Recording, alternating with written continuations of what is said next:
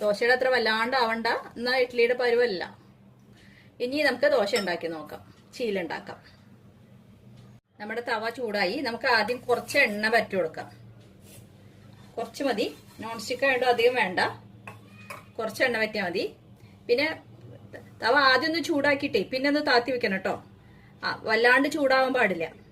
പിന്നെ നമ്മൾ താത്തി വെച്ചിട്ട് ഉണ്ടാക്കാം.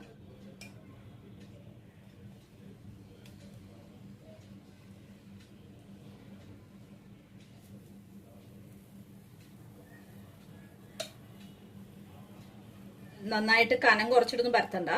നന്നായി കനം കുറച്ച് പരത്തിയാല് പിന്നെ അത് പൊട്ടും. പിന്നെ അതില് ഉള്ളിയും പിന്നെ പച്ചമുളകും ഇലയൊക്കെ ഉണ്ടല്ലോ, അല്ലാണ്ട് കനം കുറച്ച് പരത്താൻ പറ്റില്ല. കുറച്ചൊരു കട്ടിയോട് കൂടിയേ പരത്താൻ പറ്റുള്ളൂ. മീഡിയത്തിൽ വെച്ചിട്ട് പതുക്കെ വേവിച്ചെടുക്കണം.